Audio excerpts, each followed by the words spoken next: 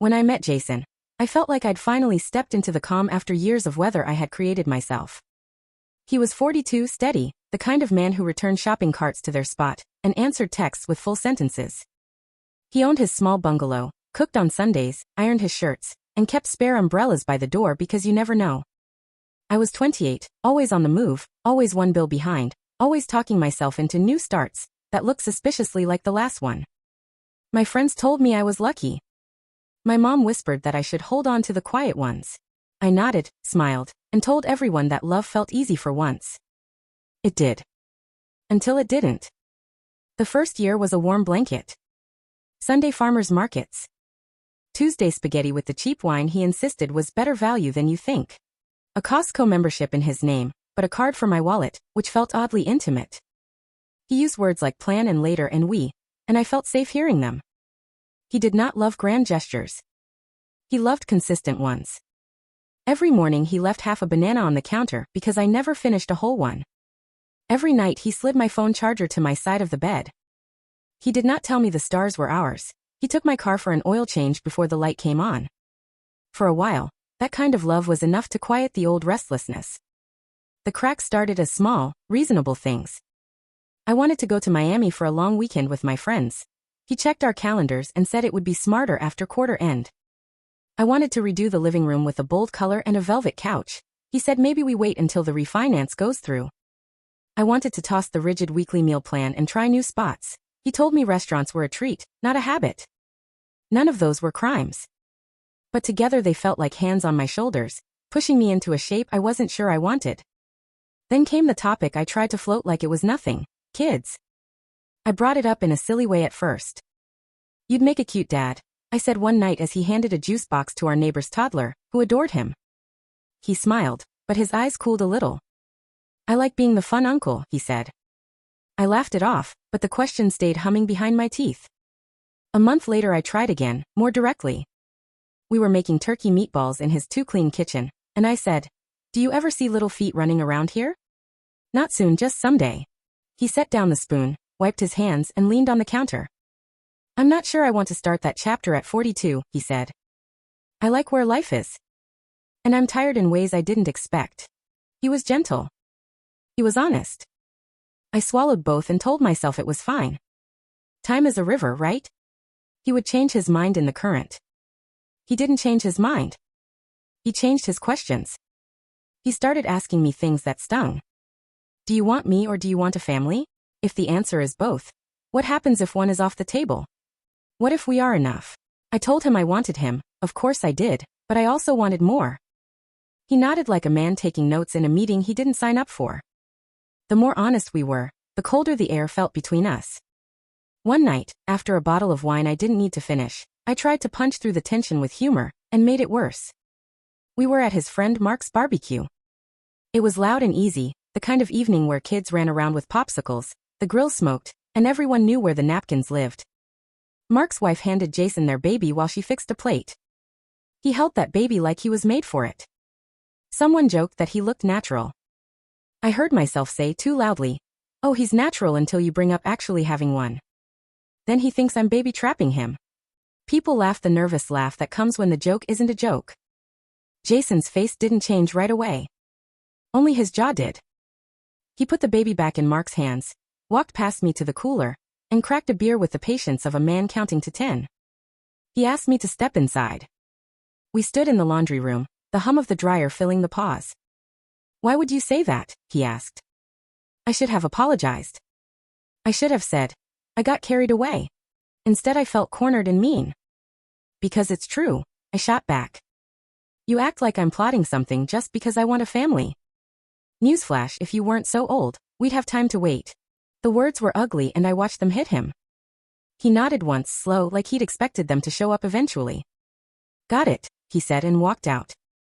He didn't argue. He didn't perform. He let me stand there with my own voice echoing in my ears. We didn't speak at the party after that.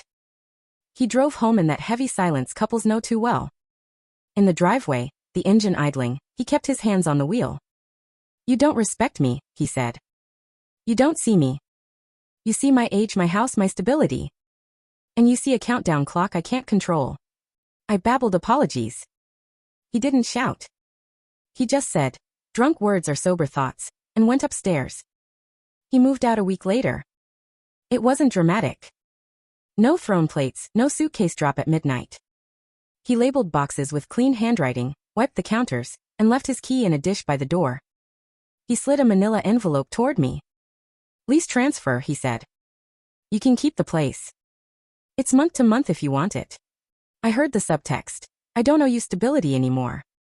I wanted to ask him to stay, to try therapy, to fight. Instead I nodded because pride is a stupid and stubborn thing. Here is what leaving looks like when the person doing it is a grown man with self-respect.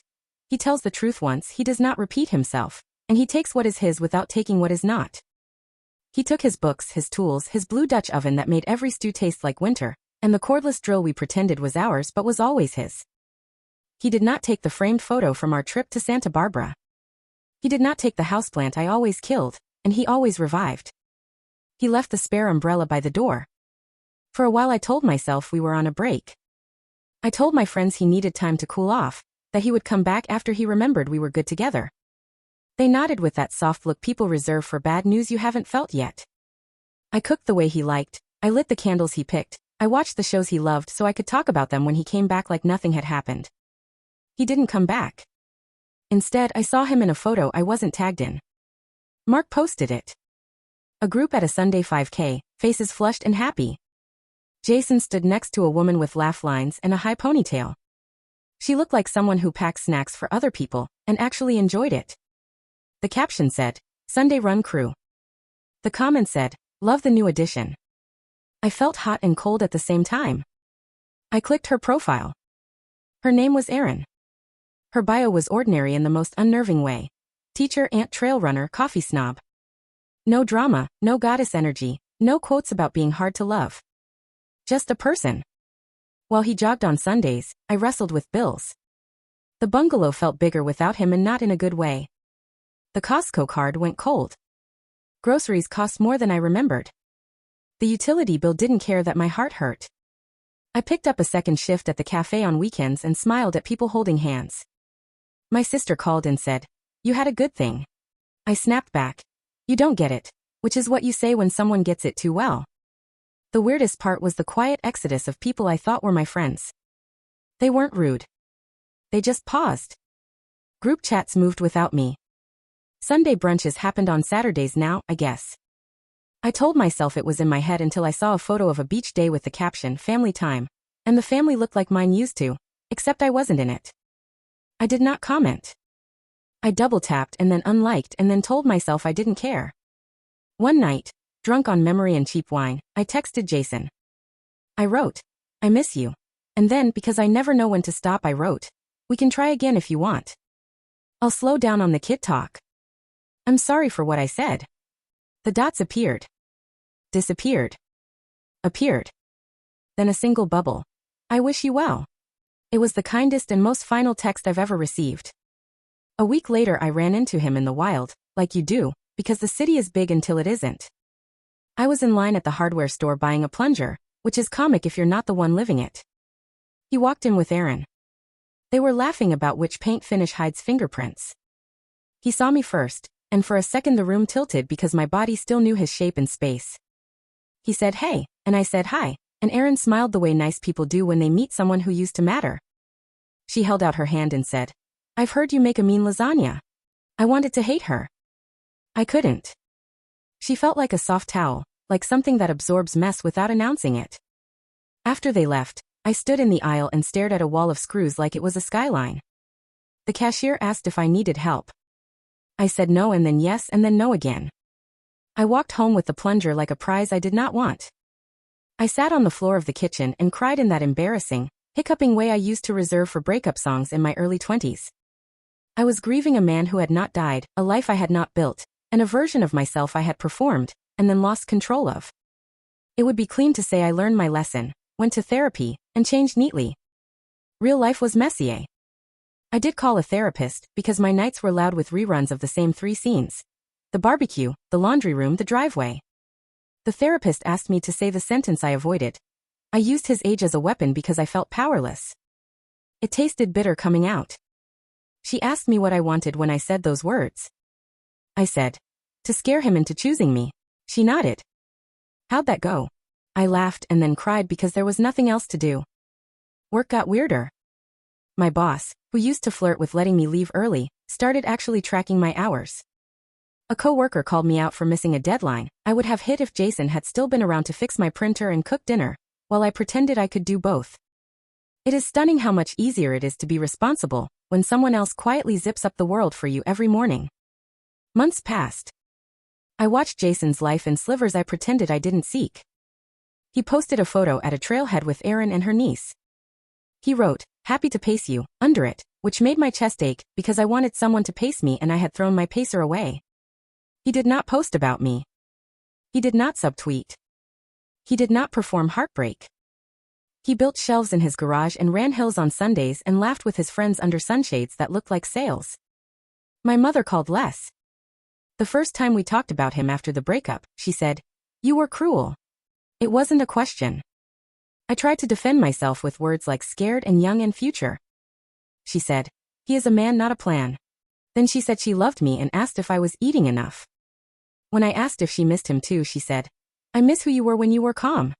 I thought about apologizing to Jason again, for real this time. Not to win him back, because I finally believed he wouldn't come, but because the apology lived in my throat like a stone. I wrote it in my notes app. I wrote, "You were right. I used you as a safety net.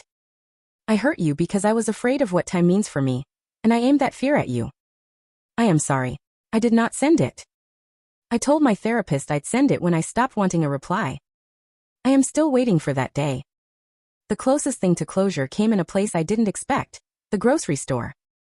I was staring at strawberries like they were a test I would fail. Erin rolled her cart up next to me. We did that awkward side smile you do in public. She said, "They look good today." I nodded. She said, "I know we don't know each other, and I don't want to be weird, but I want you to know he speaks kindly of you." My whole body went hot. I said, "He doesn't have to." She said, "He does it anyway." She didn't say anything else. She picked the berries and moved on. After that, something softened. Not the regret. That stayed. But the anger I had at the way the world kept turning while I stood on the curb cooled a little. I started running small, silly experiments in being a person who doesn't need to be rescued. I learned how to patch a hole in drywall. I made a budget that wasn't an apology tour.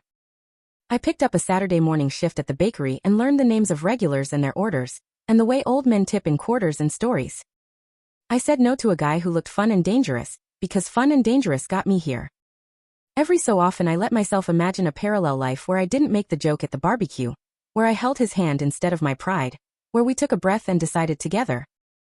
In that version of the movie, maybe we don't have kids. Maybe we do. Maybe we adopt a dog and call him Gus. Maybe we take slow trips and renovate the living room, and fight about paint colors in gentle voices. That movie is sweet and not mine. I live in the one I made with my mouth and my fear. If there is a lesson I hate and will say anyway, it is this: wanting a family is not ugly, and wanting time is not wrong. But using a man's age as a knife because he won't give you what you want on your timeline will cut you too. He accused me of baby trapping, and instead of telling him the truth, that I was scared of running out of years, I treated him like a clock I could smash to stop the ticking. He didn't break. He walked away and left me alone in a house that suddenly had more corners than rooms. He won. Not because he replaced me, though he probably did, and not because people picked his side, though they did that too. He won because he kept his dignity, kept his boundaries, and kept moving toward a life that fit him. I lost because I thought stability was a prize I could hold hostage, because I mistook caution for weakness, and because, when it counted, I chose a cheap line over a hard conversation. Sometimes late at night I still reach for my phone to write him. I still type, "I'm sorry." I still delete it. Then I get up, wash the one plate in the sink, check the door is locked, and set my alarm. In the morning I lace my shoes and run the small loop near the park. I'm slower than I want to be, but I finish. No paseo. No partner. Just me and the quiet and a little bit of air that feels new. And as much as it stings, the truth sits lighter now. I had a good man and I lost him. Not to time, not to age, not to some other woman. To my own mouth. To my need to win a moment instead of a life.